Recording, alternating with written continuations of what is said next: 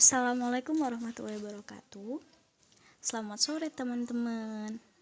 Kali ini saya Muflihah NIM 19070161141 dari kelas 5D akan memaparkan mengenai pengertian ARBK autisme, klasifikasi, deteksi, dan diagnosis ARBK autisme. Baik, kali ini kita akan membahas tentang pengertian, klasifikasi, deteksi, sama diagnosis autisme. Nah, sebelumnya teman-teman tahu nggak apa itu autisme? Nah, jadi autisme ini menurut Sunu, autisme ini berasal dari kata auto yang artinya itu sendiri, di mana istilah ini itu dipakai karena mereka yang mengidap gejala autisme ini seringkali terlihat seperti seseorang yang hidup sendiri. Nah, mereka kayak seolah-olah itu hidup di dunianya sendiri. Dan selain itu, mereka juga terlepas dari kontak sosial yang ada di sekitarnya. Sedangkan menurut Yatim itu autisme merupakan suatu sindroma atau kumpulan gejala di mana terjadi adanya penyimpangan perkembangan sosial, kemampuan berbahasa, dan kepedulian terhadap sekitar. Nah, sehingga anak autisme ini hidup dalam dunianya sendiri. Jadi, kesimpulannya itu autisme merupakan suatu gangguan atau kelainan yang ada pada perkembangan anak yang meliputi perkembangan sosial, kemampuan berbahasa, dan kepedulian terhadap sekitar. Nah, sehingga anak itu hidup dalam dunianya sendiri. Nah, tadi kan membahas tentang pengertian autisme. Sekarang kita akan membahas tentang klasifikasi autisme. Nah, di sini itu klasifikasi autisme itu bisa dikelompokkan berdasarkan berbagai pengelompokan kondisi. Misalnya di sini klasifikasi berdasarkan saat munculnya kelainan. Di sini ada dua. Yang pertama itu infantil dan yang kedua itu fiksasi. Jadi kalau misalkan infantil itu ini kan sudah ada sejak lahir, maksudnya itu pada kelainan ini itu si anak ini itu telah nampak itu loh sejak lahir. Nah, sedangkan kalau misalkan yang fiksasi ini itu tuh anak autis yang pada waktu lahir itu kondisinya itu masih normal, tapi tanda-tanda autisnya itu muncul kemudian setelah berumur 2 atau 3 tahun. Oke, selanjutnya itu mengenai klasifikasi berdasarkan intelektual. Di sini ada 3. Yang pertama itu autisme dengan keterbelakangan mental sedang dan berat. Nah, biasanya autisme dengan keterbelakangan mental sedang dan berat itu IQ-nya itu di bawah 50. Nah, prevalensinya itu 60% dari anak autisme. Nah, yang kedua itu autisme dengan keterbelakangan mental ringan. Nah, pada autisme ini itu IQ mereka itu sekitar 50 sampai 70. Nah, prevalensinya itu 20% dari anak autisme. Sedangkan yang terakhir itu autisme yang tidak mengalami keterbelakangan mental.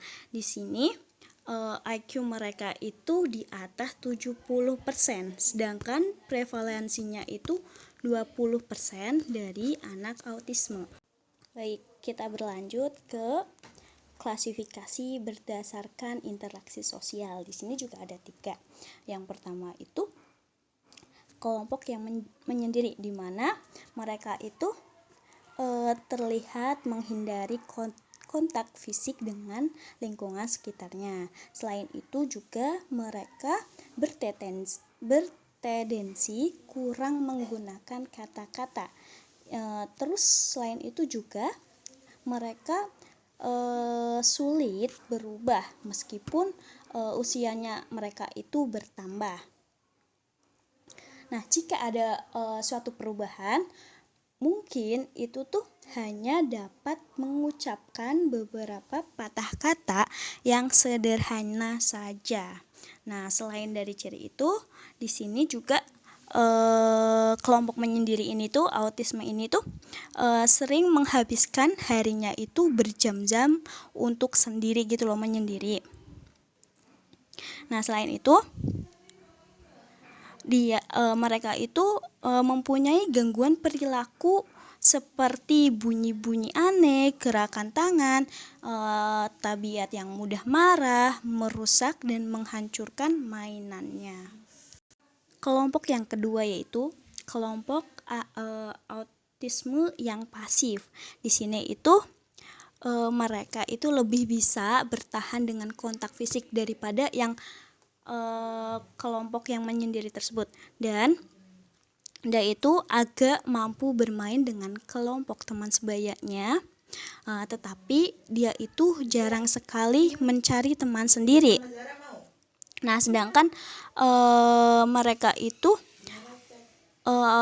punya perbendaharaan kata yang lebih banyak meskipun masih agak terlambat bisa berbicara dibandingkan dengan anak sebayanya.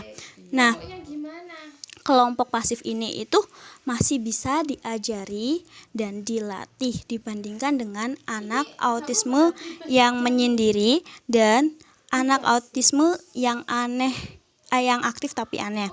Nah, kelompok yang ketiga itu kelompok aktif tapi aneh. Nah, apa itu? Nah, mereka itu secara spontan akan mendekati yang lain, tapi di sini itu interaksinya itu tidak sesuai dan sering hanya sepihak saja. Oke, yang keempat itu klasifikasi berdasarkan prediksi kemandirian. Di sini juga ada 3. Yang pertama itu prognosis buruk, di mana si autisme ini itu tidak dapat mandiri. Jadi apa-apa itu perlu bantuan orang lain. Nah, yang kedua itu prognosis sedang, di mana di sini itu si autisme itu ada kemajuan di bidang sosial dan pendidikan. Ya, meskipun anak autisme ini itu masih ada problem dalam perilakunya gitu. Dan yang terakhir itu prognosis baik, di mana dia itu punya kehidupan sosial yang normal atau hampir normal, dan di sini juga berfungsi dengan baik di sekolahnya. Nah, klasifikasi yang terakhir yaitu klasifikasi berdasarkan respon yang ditujukan oleh anak autis. Di sini juga ada 3. Yang pertama itu autis ringan, autis sedang, dan autis berat. Nah, kalau autis ringan ini tuh bisa autis ini tuh masih bisa memberikan respon pada rangsangan ringan yang ada dalam lingkungan sekitarnya. Nah, jika si anak ini dipanggil, dia akan menoleh atau menatap ke arah si pemanggil tersebut meskipun cuma sebentar, tapi di sini dia itu akan kembali asik dengan dunianya sendiri. Yang kedua, mengenai autisme sedang, di mana si anak ini itu akan memberikan respon pada rangsangan atau stimulus yang kuat di sini. Nah, misalnya di sini kalau ada orang yang memaksanya untuk mengarahkan kepala untuk menatap matanya, dia itu akan melakukannya. Nah, yang terakhir itu autisme berat, di mana di sini itu autisme paling parah di antara yang lainnya. Nah, di sini autisme ini itu tidak bisa menerima rangsangan atau stimulus yang diberikan. Dia itu hanya akan diam saja seolah-olah dia tidak melihat. Selain itu dia itu kayak enggak merasa dan mendengar apapun. Nah, biasanya itu dengan dalam kondisi seperti ini, anak autisme ini itu mendapat tanggapan negatif dari lingkungan sekitarnya. Oke, pembahasan yang selanjutnya itu mengenai deteksi dini. Nah, sebagai orang tua, kita itu harus mendeteksi dini apakah anak kita itu mengalami autisme atau tidak. Nah, dengan demikian kan kita itu bisa melakukan antisipasi sehingga kita itu bisa tepat dalam penanganannya. Nah, menurut Ananda itu menyatakan bahwa autisme ini udah bisa dapat dideteksi sejak dini, yaitu ketika bayi itu berusia 1 bulan. Dan didiagnosis itu yang menyandang autisme ini menunjukkan adanya penurunan di mana mengenai hal perhatian pada mata orang lain, dan dia itu cenderung menghindari saat melihat interaksi sosial. Nah, lebih jelasnya itu dijelaskan bahwa hasil ini didapatkan penelitian ini setelah mengamati 59 bayi yang memiliki resiko tertinggi terkena autisme dan memiliki saudara yang terkena autisme ini serta 51 bayi dengan resiko autisme yang rendah. Jadi seorang ibu itu bisa memantau perkembangan anaknya itu untuk mendeteksi gejala autisme pada awal bulan kehidupan bayinya. Yang sangat menonjol itu biasanya tidak adanya atau sangat kurang tatapan matanya seorang bayi. Nah, dengan kita mendiagnosis autisme sejak usia dini ini, itu tuh sangat membantu untuk mengurangi gejala autisme agar gejala itu tidak berkembang lebih buruk lagi. Baik, kita lanjut mengenai diagnosis. Nah, di sini itu ACID 10 tahun 1993 dan DSM 4 1994 itu merumuskan mengenai kriteria diagnosis untuk autisme infantil. Nah, di sini itu sedikitnya itu harus ada 6 gejala dari 1, 2, 3 dan dengan minimal 2 gejala itu dari 1 dan masing-masing satu itu satu gejala itu dari 2 dan 3. Nah, yang pertama ini nih, mengenai gangguan kualitatif dalam interaksi sosial yang timbal balik, di mana di sini itu minimal harus ada 2 dari gejala tersebut. Nah, gejala-gejalanya itu seperti apa? Nah, kita simak dulu. Yang pertama itu mereka tidak mampu menjalin interaksi sosial yang cukup memadai. Nah, di sini juga kotak mata sangat kurang, ekspresi muka kurang hidup, terus gerak-geriknya kurang tertuju. Nah, gejala yang kedua itu mereka tuh cenderung hidup dalam dunianya sendiri dan tidak bisa bermain dengan teman sebayanya. Gejala yang ketiga itu tidak ada empati dan simpati. Nah, sehingga mereka itu tidak dapat merasakan apa yang dirasakan oleh orang lain. Nah, gejala yang keempat itu mengenai kurang mampu mengadakan hubungan sosial dan emosional yang timbal balik. Nah, gejala yang kedua itu mengenai gangguan kualitatif dalam bidang komunikasi, di mana di sini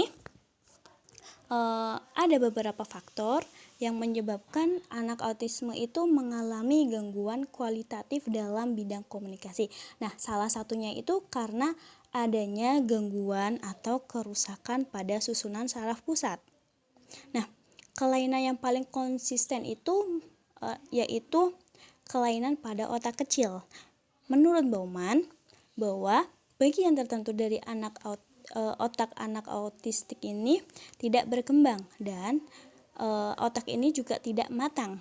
Nah, area yang berkembang itu tidak matang adalah merupakan otak kecil, sistem limbik, dan brainstem.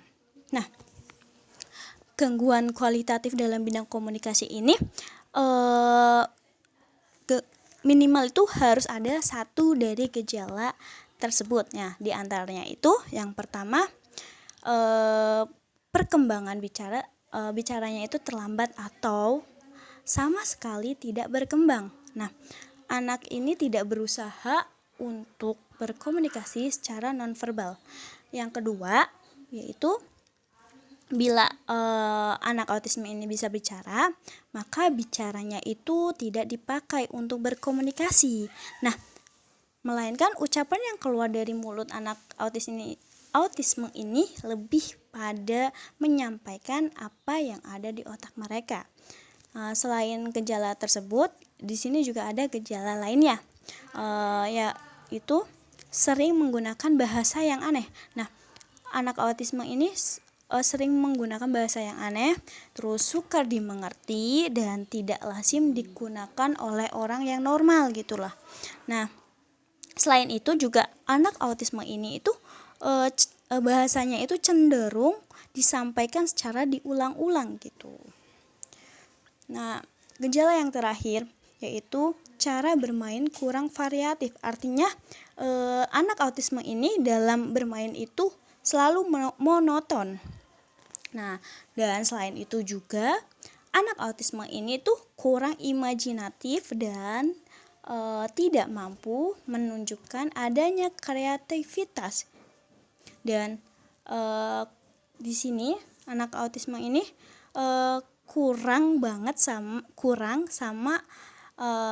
berkaitan sama hal-hal menirukan sesuatu. Nah, gejala yang ketiga yaitu mengenai adanya suatu pola yang dipertahankan dan diulang-ulang dalam jangka waktu yang lama. Nah, hal ini itu biasanya terjadi dalam perilaku, minat, dan kegiatan. Nah, pada gejala ini itu minimal itu harus ada satu gejala tersebut. Nah, gejala-gejalanya itu seperti mempertahankan satu minat atau lebih dengan cara yang sangat khas dan berlebihan. Seperti gini, gemar memainkan mainan yang sama secara terus-menerus dalam gerakan berulang-ulang. Selain itu, gejalanya mereka itu terpaku pada suatu kegiatan yang rutinitas dan biasanya itu tidak ada gunanya. Selain itu, mereka itu ada gerakan-gerakan aneh yang khas dan diulang-ulang. Nah, seperti mereka itu suka mengepak-ngepakkan tangan, berputar-putar, melompat-lompat, dan sebagainya. Nah, gejala yang terakhir yaitu mereka itu seringkali sangat terpukau pada bagian-bagian benda. Sementara gangguan yang terjadi di luar faktor sindroma Rett atau gangguan disintegrasi masa anak-anak itu bisa dilihat dari beberapa perilaku. Di antaranya itu pertama terjadi perilaku yang khas dan tidak lazim digunakan seperti anak lainnya. Yang kedua itu lebih menyukai kehidupan mereka itu lebih menyukai kehidupan yang sepi dan kurang menyukai pergaulan dengan anak-anak lainnya. Yang ketiga itu dibandingkan sama mereka yang anak-anak yang normal itu mereka itu si autisme ini itu cenderung lebih sedikit menghabiskan waktu untuk bermain. Dan yang keempat itu mengenai kemampuan anak autisme ini dalam bergaul itu dalam bermain itu cenderung terbatas, dan mereka juga kayak tidak terlalu banyak menggunakan alat-alat. Nah, yang terakhir yaitu anak autisme itu tidak bisa melakukan suatu aktivitas yang bersifat berpura-pura atau dia itu meniru kegiatan yang dilakukan oleh orang lain. Baik, terima kasih teman-teman.